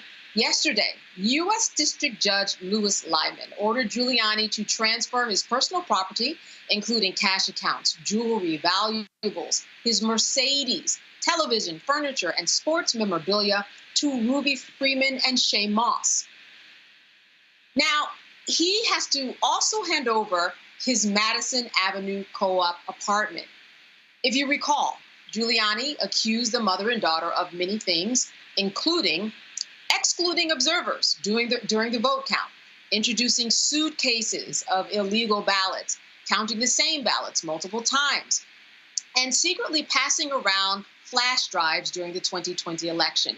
Giuliani was found liable last year for defamation against Freeman and Moss. In their lawsuit, the 2 women said that they suffered emotional and reputational harm and fear for their safety after being falsely singled out for ballot tampering. A lot going on there, Joy. You know, this is what happens. You know, we were talking about misinformation in the previous segment, and this is what happens, Joy, when misinformation goes too far.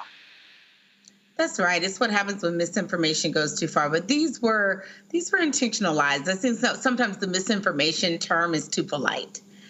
These were lies that they knew were lies, that they knew were meant to misinform and to try to disenfranchise people, to scare people into not being election workers, to punish people who helped people vote, to gin up anger and resentment amongst their own base, to create a villain. And those villains didn't just by happenstance happen to be Black women. If you are a Black man out there and you're thinking about yet another reason you should not want these people back in office, these are folks who intentionally targeted Black women who were serving their community.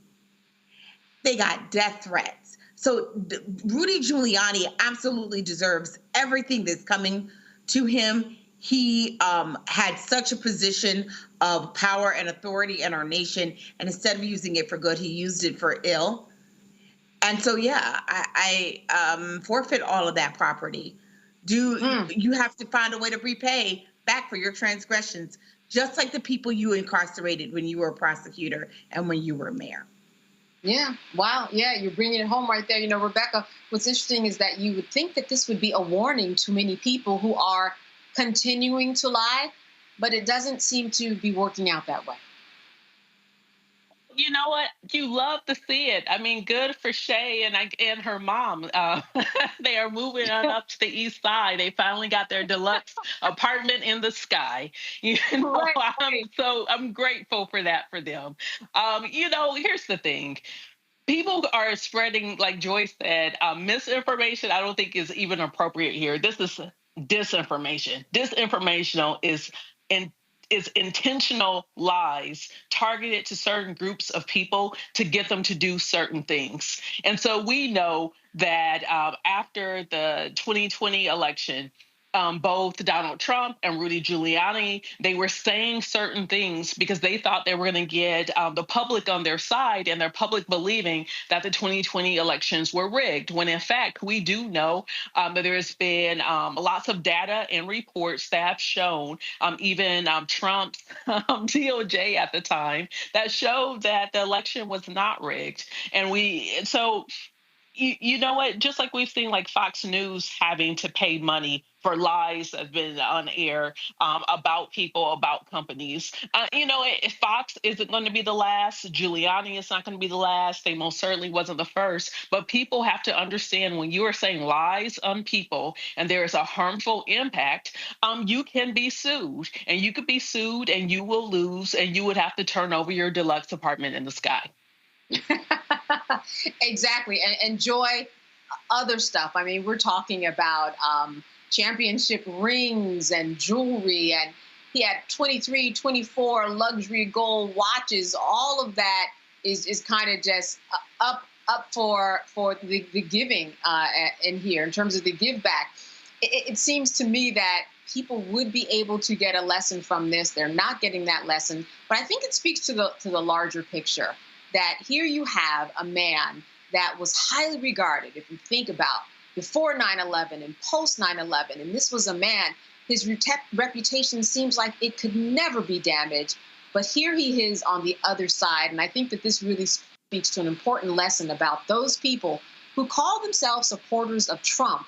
If you look at the future of many of those who were his supporters, those people who were in allegiance with him, they are now still facing criminal prosecution. Even Rudy Giuliani, this is not the end of it. This 24-page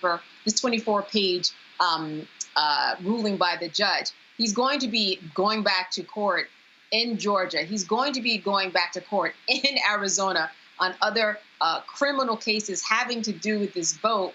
I think that this is a clear picture of what's going to happen to a number of people in Donald Trump's circles. I think that's right. I remember Dave Chappelle going on Saturday Night Live once, and in his cold open, he said, what kind of man profits while his friends die? At the time, we were in a moment of COVID.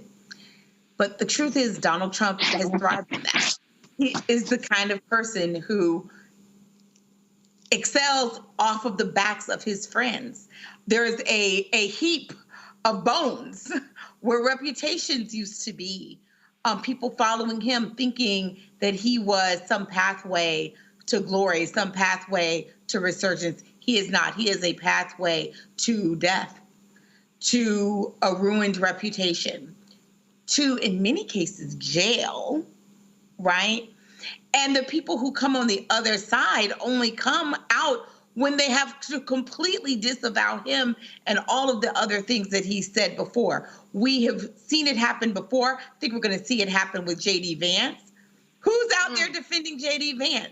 As he is weird, but he was someone that could have been a rising star, but he hitched his wagon to someone who is a disaster. Now Trump makes fun of him and is discarding him in the trash heap of history. Same thing with my former law school classmate, Governor DeSantis in Florida. Haven't heard from him since. He has been destroyed. Donald Trump is destroying the Republican Party, which is why their leaders are breaking apart from them and supporting Kamala Harris. Rebecca, he deserves it.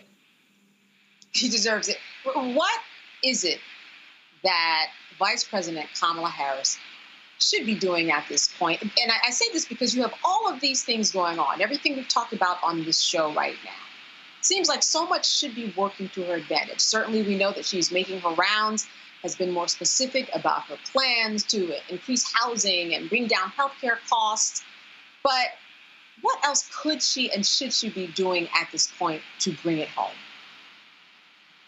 in the campaign, one thing that I would remind any campaign, especially if it's a presidential campaign, you also have to make sure that there is an adequate ground game. You have to make sure people are knocking on doors. It can't just be people like me who live in Washington, D.C. going into these states, but you actually have to hire people on the ground who live in these communities. You have to make sure that money is flowing to organizers, to neighbors, to compel other neighbors to get out to turn out to vote. Because once again, if Rebecca's knocking on someone's door, maybe they'll vote, maybe they won't. But if it's their neighbor that's knocking on the door and compelling them to vote, that's going to be definitely more effective. It's going to be definitely more impactful. And it's going to be someone who can relate to that person with what they're going through in their everyday life where they live. And so one thing that I will say, because I've seen some of the criticism in the press by different groups saying that they aren't receiving money to do this work, but, in their minds, they think that they're being viewed as free labor. Make sure you're paying the people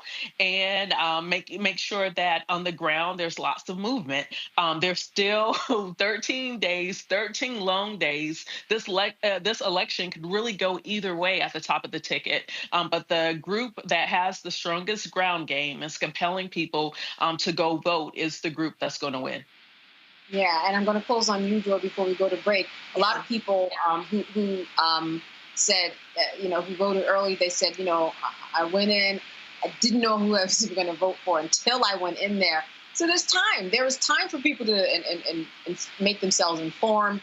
There's time for the groundswell of support in terms of people who are going out there, making sure that people vote. There's time to make a change, even though we are less than 2 weeks away. I said it before, I'll say it again.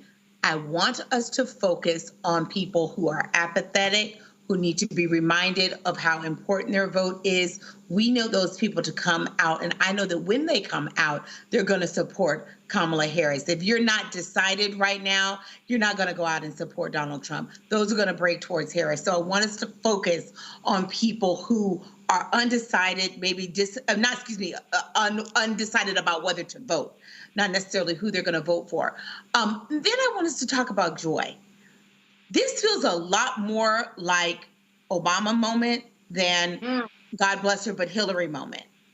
We need to have a groundswell of people who are excited about where our country is moving towards we're one of the last major nations to not have a woman president. That's important. We can lead into that. Future, hopefulness, joy, freedom. We have been moving away from that in that's the promise of Donald Trump. That's the promise of Donald Trump. Joe Biden helped us repair from his disastrous administration, Trump's administration. Now we have the ability to move forward beyond not just repairing, but driving forward. That's what the closing argument should be of this next couple of days for the Harris campaign. All right, you are watching Roland Martin Unfiltered live here on the Black Star Network. We'll be back after these messages. Stay tuned. Disastrous, alarming, a plan that shreds American values. That's what independent news sources and conservatives are saying about a proposal from right-wing extremists called Project 2025. It would threaten hundreds of thousands of jobs created by the Clean Energy Plan, give massive tax breaks to big oil, and roll back protections that keep corporations from poisoning our water with toxic chemicals. Project 2025, a dream for them, a disaster for you. In 2016, Donald Trump said he would choose only the best people to work in his White House. Now those people have a warning for America. Trump is not fit to be president again. Here's his vice president. Anyone who puts themselves over the Constitution should never be president of the United States. It should come as no surprise that I will not be endorsing Donald Trump this year. His defense secretary. Do you think Trump can be trusted with the nation's secrets ever again? No. I mean, it's just irresponsible action that places our service members at risk, places our nation's security at risk. His national security advisor. Donald Trump will cause a lot of damage. The only thing he cares about is Donald Trump. And the nation's highest-ranking military officer. We don't take an oath to a king or a queen or to a tyrant or a dictator. And we don't take an oath to a wannabe dictator. Take it from the people who knew him best. Donald Trump is a danger to our troops and our democracy. We can't let him lead our country again. I'm Kamala Harris, and I approve this message. Here's a 78-year-old billionaire who has not stopped whining about his problems. Oh, she had a big crowd. Oh, the crowd. This weird obsession with crowd sizes. It just goes on and on and on.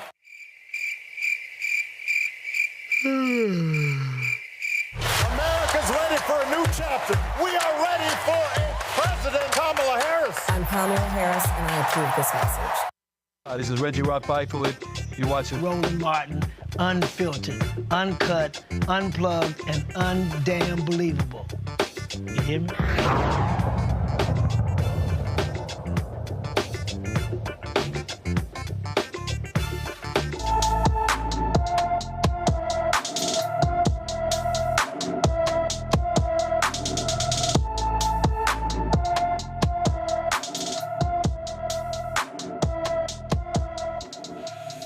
Dante Anderson has been missing from his Beaumont, Texas home since April 20th of 2024.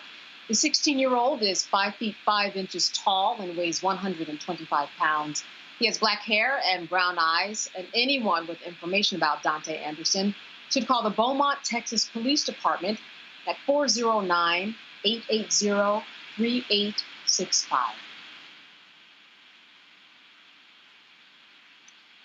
A federal appeals court upheld a trespassing conviction for a former New Mexico politician who became the first January 6 Capitol rioter to be removed from his post under the Constitution's ban on insurrectionists holding office. Coy Griffin organized a group of Cowboys for Trump, is what the group was called. He jumped a stone wall outside the Capitol to get on the inauguration stage. Griffin was convicted of 2 misdemeanors, including the trespassing charge, and was sentenced to 14 days in jail and a year of supervised release. This case is among a handful that tested the foundational approach the Justice Department took to prosecute hundreds of Capitol rioters. And the decision has been long awaited since it was argued last December by those handling cases coming through the federal court in Washington, D.C. Well, Rebecca, we are not surprised. I don't think this comes as a surprise to anybody, but it is an interesting precedent when we talk about the people who are continuing to appeal their positions and their convictions and their time served in jail. Very simply put, you cannot break into Congress. You cannot break into the Capitol and think that there aren't any repercussions for doing so. So these are people who are very entitled. They felt like former President Donald Trump gave them the permission structure in order to do what they did on January 6th. This wasn't just, I was caught up in the moment. I didn't know what I was doing, but this was months of planning. That attack on the Capitol was was a treasonous offense. And so these people are getting what they ought to get. You break into the Capitol, you lay siege to the U.S. Capitol, you should go to jail. You should go to prison. You should not be able to run for future office. And if you currently are serving in office, you should no longer be qualified or even allowed to serve in office.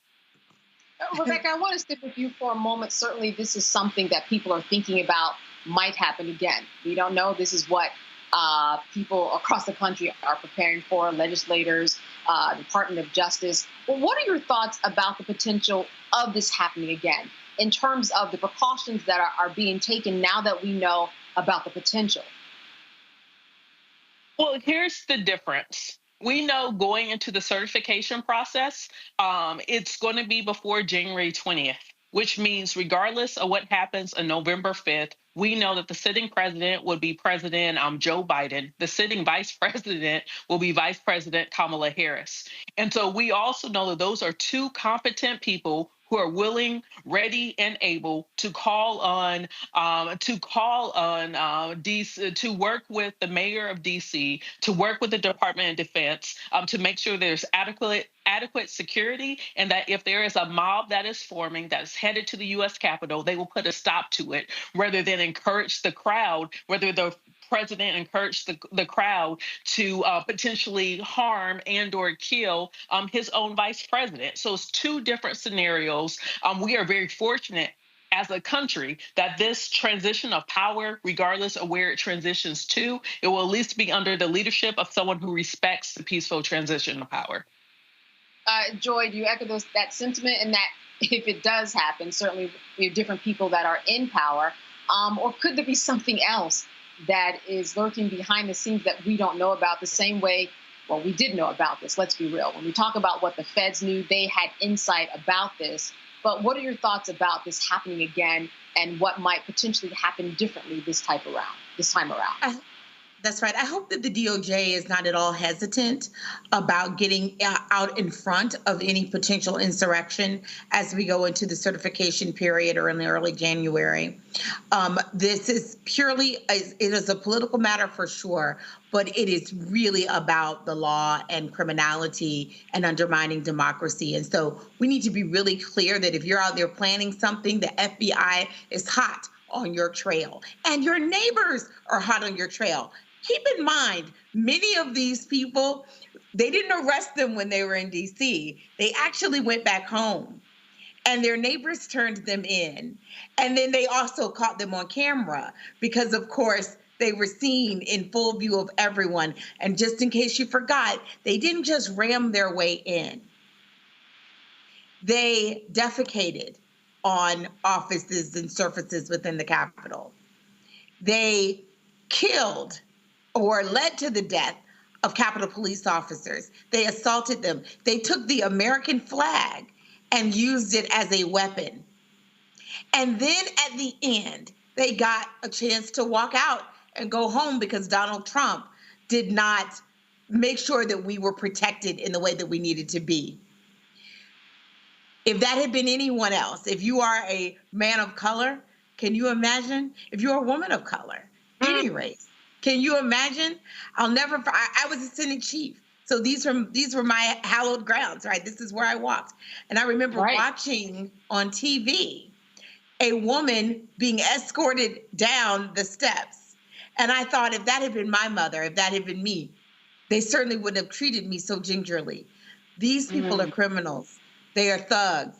They are people who incited a mob to take over the United States Capitol with the sole goal of that's two goals, trying to kill Mike Pence. So if you're a Republican, J.D. Vance, any Republican, Donald Trump sought and encouraged people and incited them to seek to kill his vice president. He understood what his words were saying. He understood the meaning, and yet he persisted. He played fast and loose with Mike Pence's life. He could have been killed that day. That's right. This is what's at stake. You know, about over 700 people, 730 people have pled guilty. You've got over 500 people who have served some type of incarceration on some level. I just want to stay with you for a moment. Is this a sign enough for people to know, let's not even try this?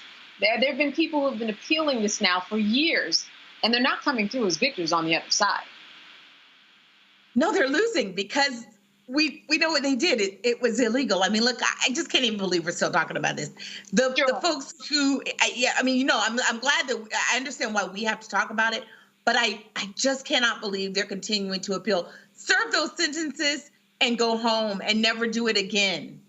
The smartest people have used this as an opportunity and are now talking like, hey, I was on the Capitol on January 6th.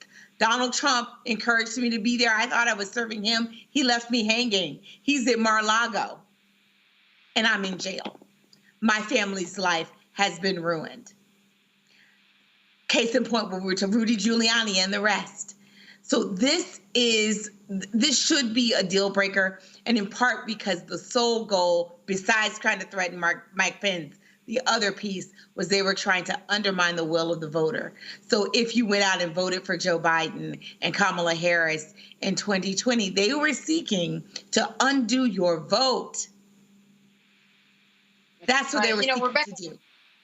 Yeah, Rebecca, it seems as though,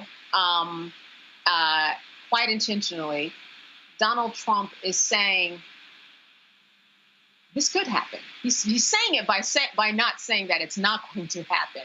What are your thoughts about the potential of something like this happening?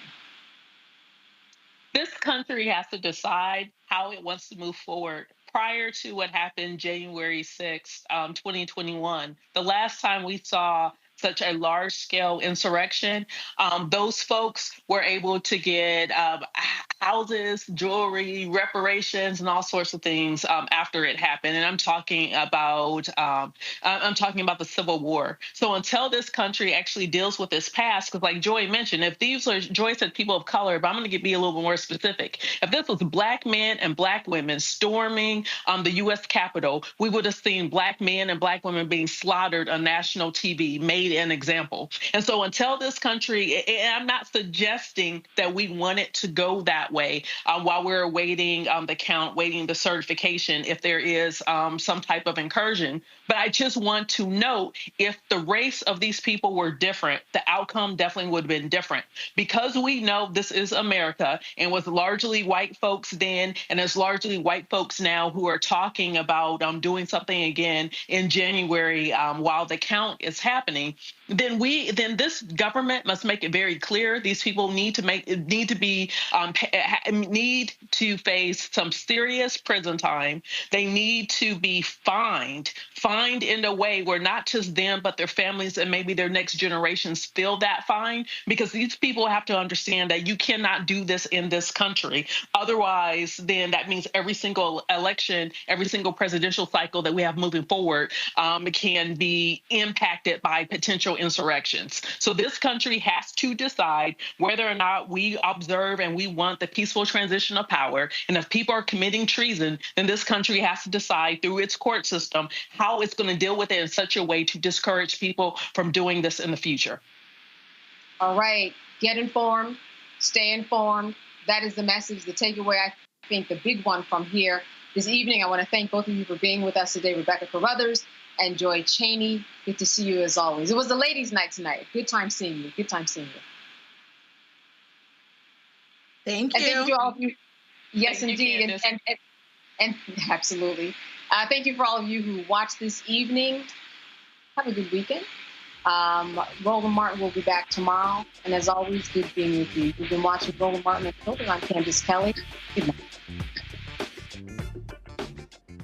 Folks, Black Star Network is here.